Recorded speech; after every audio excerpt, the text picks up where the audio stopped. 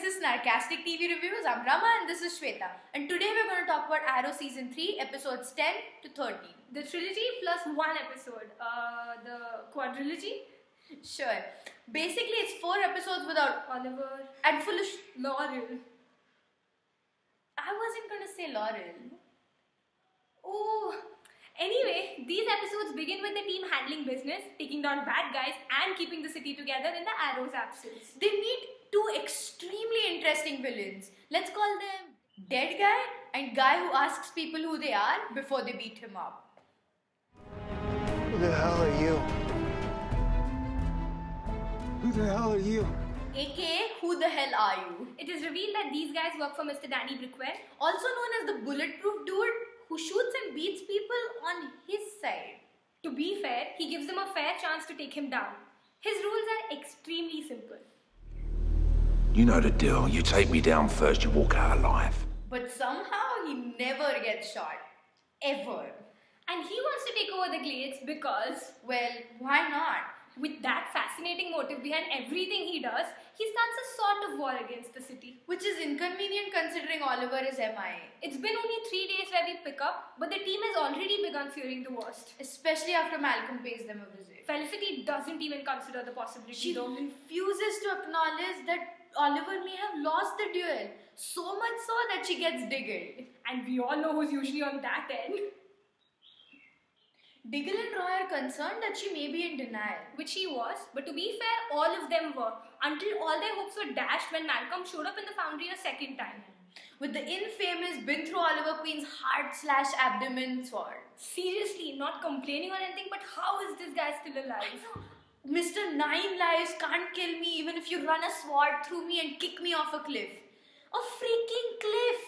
And all he needs is some penicillin tea and he's good to go. Basic badasses to the side. Basic reminds me, Laurel has been fancying herself quite the hero these days. You know what's worse? The fact that they're using fan favorites like Diggle and Felicity. Especially Felicity. To prop her up. A lot of fans have actually enjoyed this out of nowhere friendship, but we just feel like Laurel hasn't earned Felicity's love and respect, and that the writers are just giving it away. And all we want is for Felicity and Diggle to not be used as props, considering that a lot of us actually tune in just for them. Absolutely.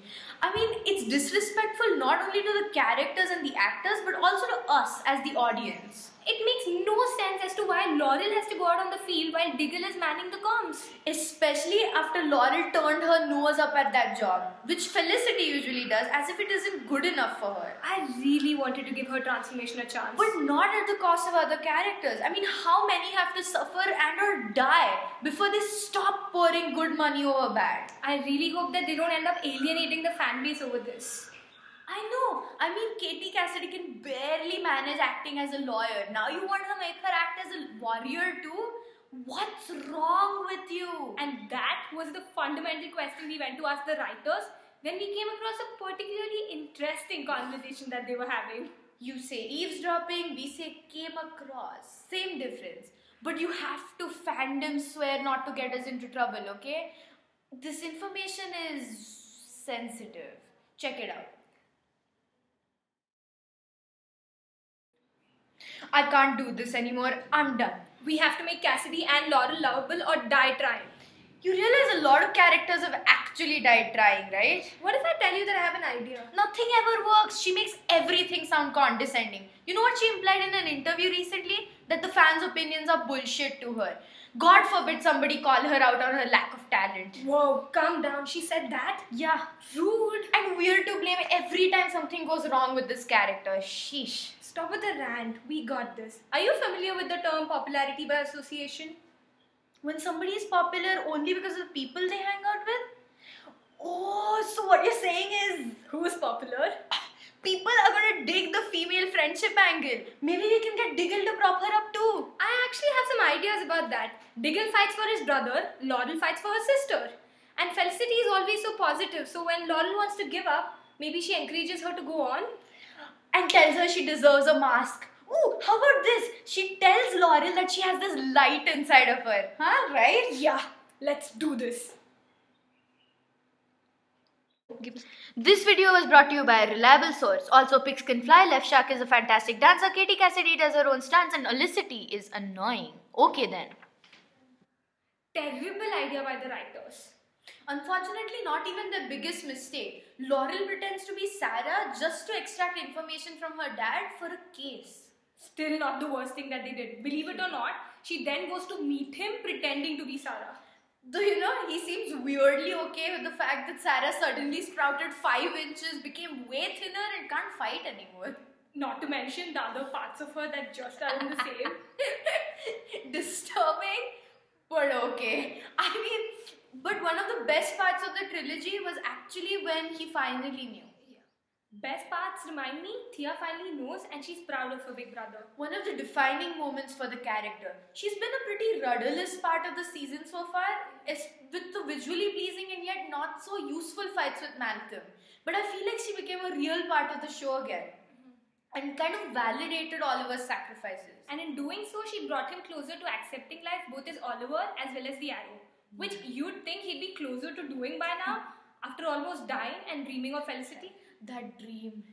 For those of you wondering if our man has stopped expressing his feelings, he hasn't. He's gone nuts. Reality just isn't enough anymore. He started saying it to her in his dreams. I'll stay. Really? Are you sure? I'm sure of one thing. I love you. The one thing he's been unable to do though is to tell her when there's a chance for her to say it back. And when he comes back from the dead, when she's granted the miracle of seeing him alive, he basically coldly chooses the Arrow. Again. He doesn't have a choice. Raz is after Thea and Oliver has no choice but to work with Merlin. But we can't forget that this guy is a monster. As Felicity always says, there has to be another way. And more than anything else, I think it's about him being so easily able to push his emotions aside and work with the guy responsible for putting him on that island, for killing his father, for turning his sister into a killer, and responsible for killing the woman that he loved. I think it's something that she can't quite come to terms with. Look, I get that she has abandonment issues, but I think the problem has always been that she idolizes him way too much. Maybe. To her, he's always been a hero, a good man trying to right the wrongs in the world. And for the first time in a long time, she sees that he's flawed. Yeah. This is not to say that I'm against him working with Merlin. He has to do whatever it takes. To quote a wise man, once you let the ends justify the means, that's just the first step to becoming you, Merlin. Malcolm seems to be on the road to redemption though. As evidenced by this amazingly out of character scene. Yeah, so we find out that Rick was the one who killed Malcolm's wife. And the way Malcolm finds out is by bugging the lair. You'd think these guys do bug sweeps. So he approaches the team to, help them take Rick down. But the team refuses. And he shows up anyways to exact his revenge. But between the fight, Oliver shows up. And then this happens. Don't kill him! I'm going to kill him and I don't give a shit. But dude, don't kill him! But why? Because your wife's dead and she's not coming back anyway. Okay, first off, rude. And secondly, she isn't?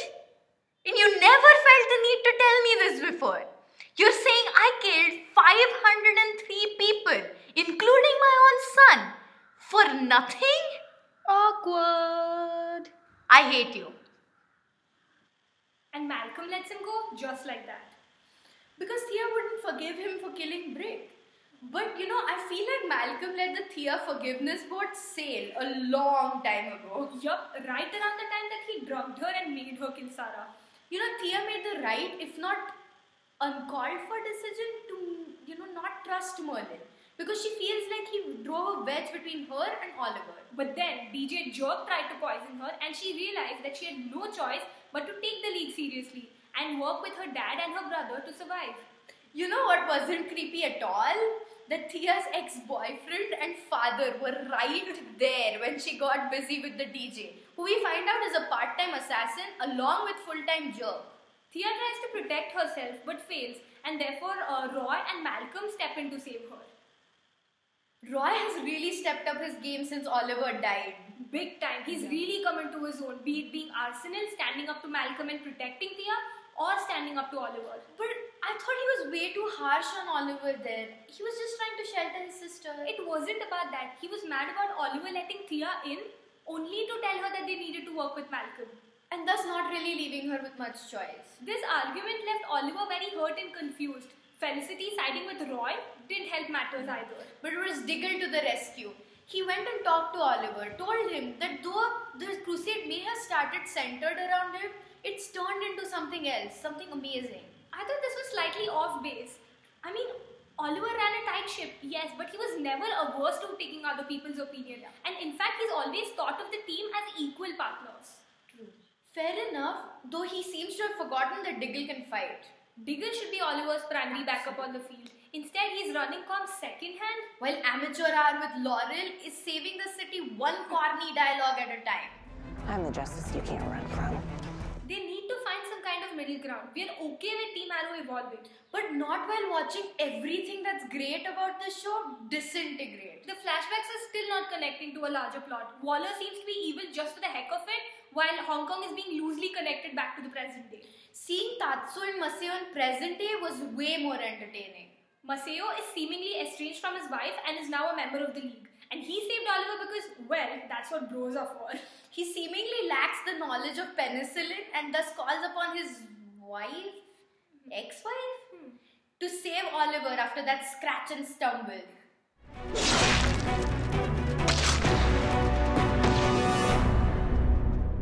Someone else in Starling is trying to be invincible these days. Ray. And at this point, I feel like everybody runs around in leather and masks.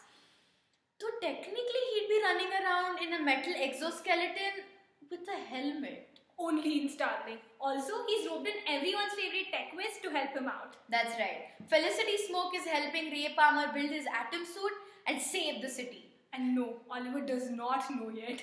He won't be pleased. I imagine him saying, I thought you were a one superhero kind of girl.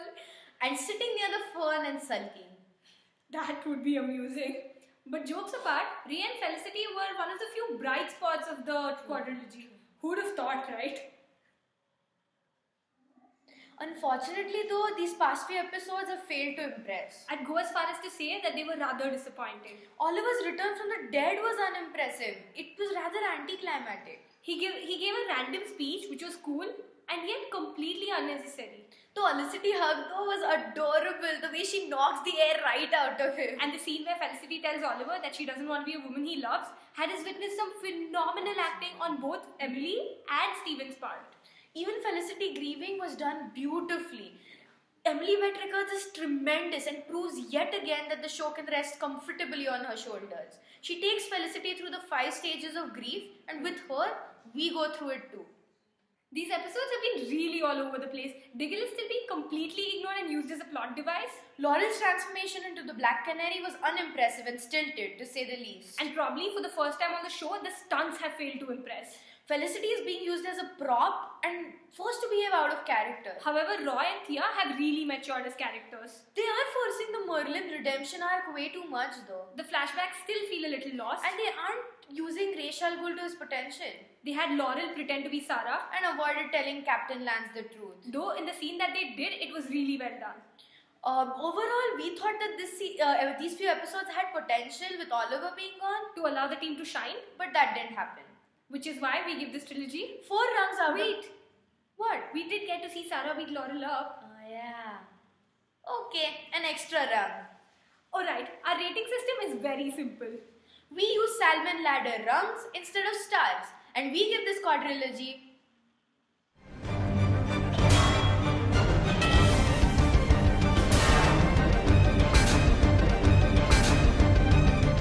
5 rungs out of 10. We really hope that this season gets better. And before we go, we want to say one thing.